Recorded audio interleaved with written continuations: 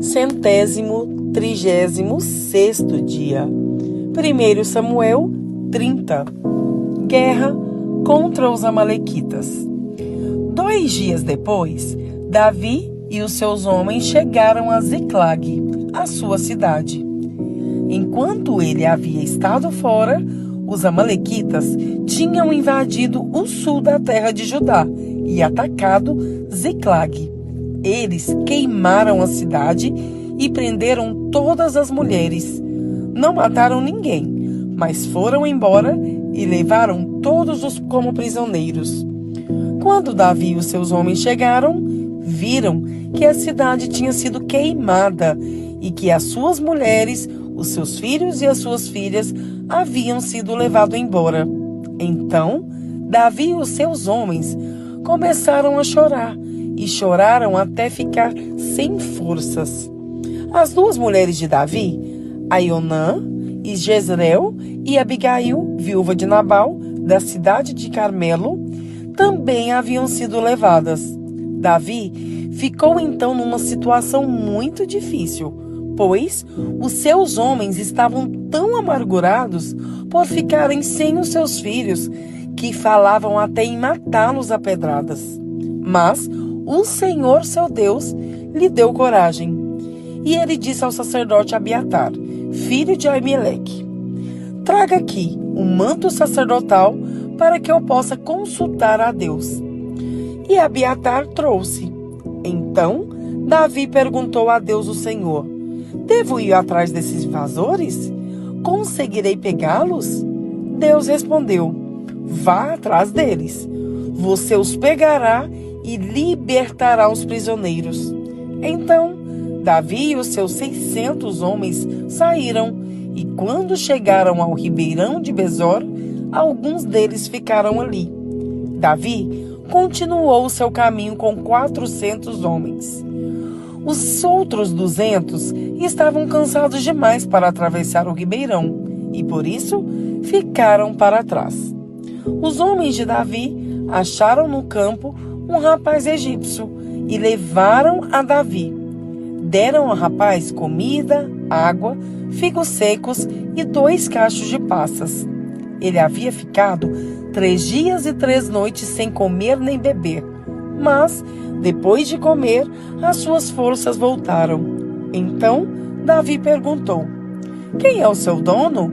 De onde você é? Eu sou egípcio e sou escravo de um amalequita.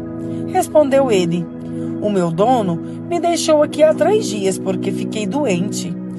Nós invadimos a terra dos Queretitas, a região do sul do Judá e o território do grupo de famílias de Calebe, e queimamos a cidade de Ziclag. Então Davi lhe perguntou: você pode me levar até onde os amalequitas estão? Sim, respondeu ele, se o Senhor prometer em nome de Deus que não me matará, nem me entregará ao meu dono. Então ele levou Davi. Os amalequitas estavam espalhados por toda a região, comendo, bebendo e festejando por causa da grande quantidade de coisas que havia tomado na terra dos filisteus e na terra de Judá. No dia seguinte, ao amanhecer, Davi os atacou e lutou até o anoitecer, e nenhum deles escapou, a não ser 400 rapazes que montaram camelos e fugiram. Davi salvou todos os que tinham sido levados como prisioneiros, incluindo as suas 2 mulheres, e trouxe de volta tudo que os amalequitas haviam tomado. Não ficou faltando nada. Davi levou de volta todos os filhos e todas as filhas dos seus homens e todas as coisas, grandes e pequenas, que os amalequitas haviam tomado. Levou também todas as ovelhas e todo o gado. Então os homens de Davi levaram a ele os seus animais e disseram: estes animais são seus. Aí Davi voltou para o lugar onde estavam os 200 homens que não tinham ido com ele e havia ficado para trás, no ribeirão de Besor, por estarem muito cansados. Eles saíram ao encontro de Davi e dos seus homens. Davi chegou perto deles e os cumprimentou. Mas alguns homens ordinários e de mau caráter que tinham ido com Davi disseram: eles não foram conosco, por isso não lhes daremos nada do que trouxemos. Eles podem pegar as suas mulheres e os seus filhos e ir embora. Mas Davi respondeu: meus irmãos, vocês não podem fazer isso com o que o Senhor nos deu. Ele nos salvou e nos deu a vitória sobre os inimigos. Ninguém pode concordar com o que vocês estão dizendo.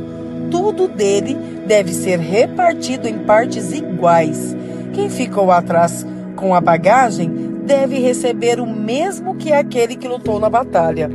Davi fez desta ordem uma lei, e até hoje ela é seguida em Israel. Quando Davi voltou para Ziclag, pegou parte do que havia tomado dos inimigos e mandou para os seus amigos, os líderes de Judá, com esta mensagem: este é um presente para vocês, tirado das coisas que nós tomamos dos inimigos de Deus, o Senhor. Davi mandou presentes aos líderes das seguintes cidades: Betel, Ramá, que fica ao sul de Judá, Jatir, Aroer, Zifmote, Estemoa, Racal, Orma, Borazã, Atasse, Hebron e também as cidades das tribos dos Jerameelitas e dos Queneus, todos os lugares onde Davi e os seus homens haviam estado. 1 Samuel 31. A morte de Saul e dos seus filhos. Os filisteus lutaram contra os israelitas no monte Gilboa. Muitos israelitas foram mortos ali e o resto fugiu. Os filisteus cercaram Saul e os seus filhos e mataram Jonatas, Abinadab e Malquizua, os filhos de Saul. A luta estava feroz em volta de Saul. Ele foi atingido por flechas inimigas e ficou muito ferido.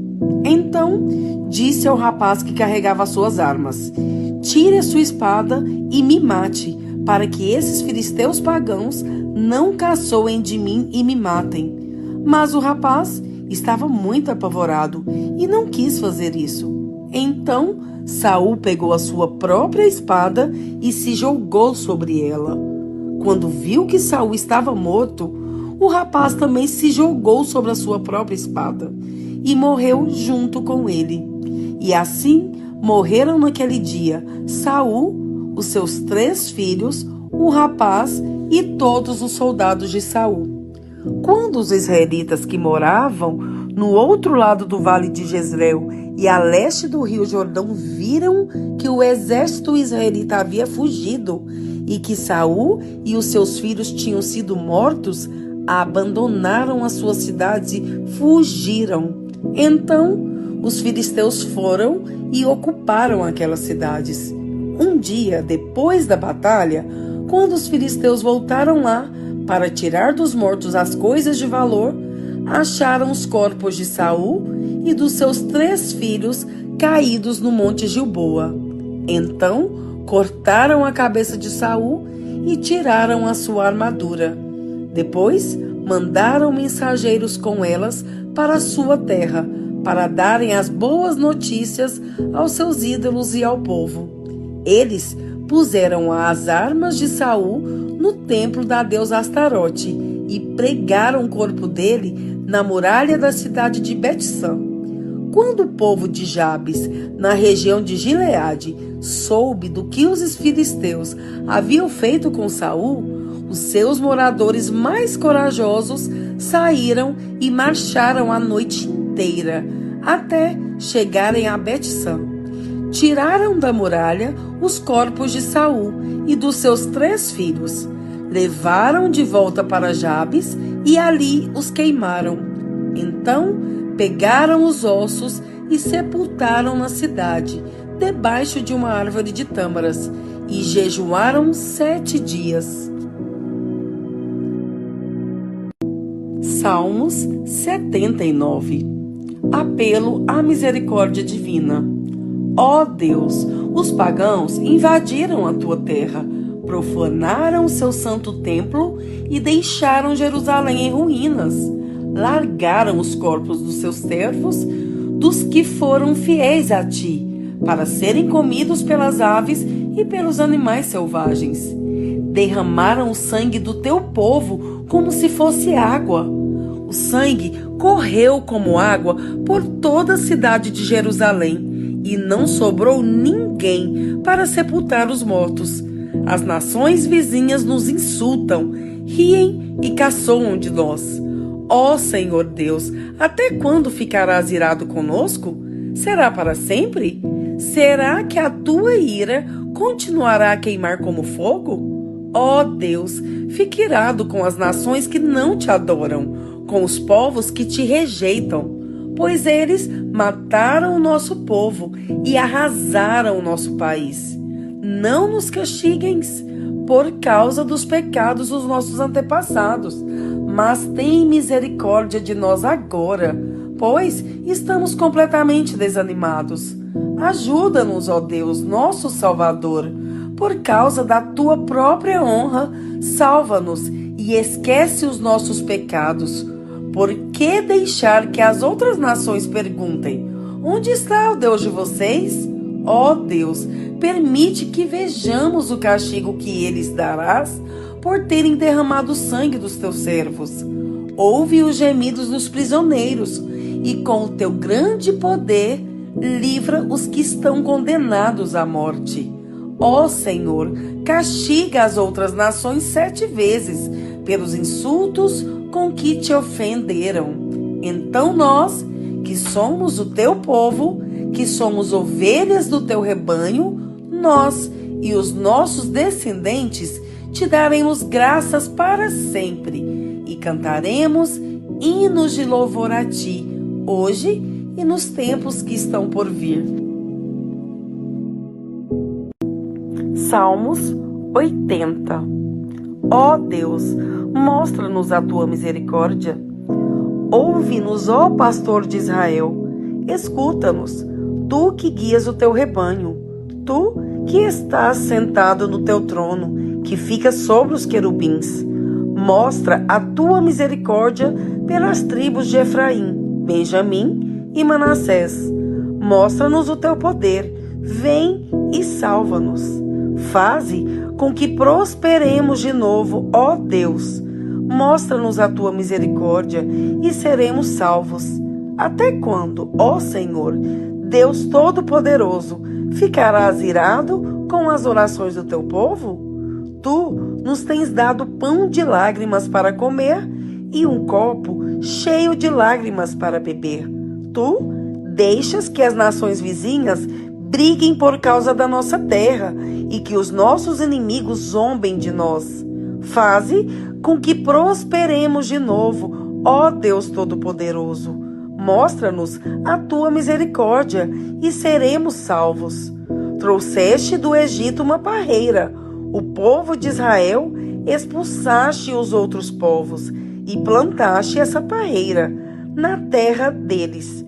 Preparaste o terreno para ela, as suas raízes entraram fundo na terra e ela se espalhou por toda parte.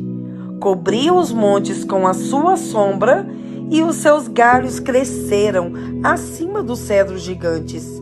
Ela estendeu seus ramos até o mar Mediterrâneo e até o rio Eufrates. Por que derrubaste as cercas que havia em volta dela? Agora, quem passa pelo caminho pode roubar as suas uvas.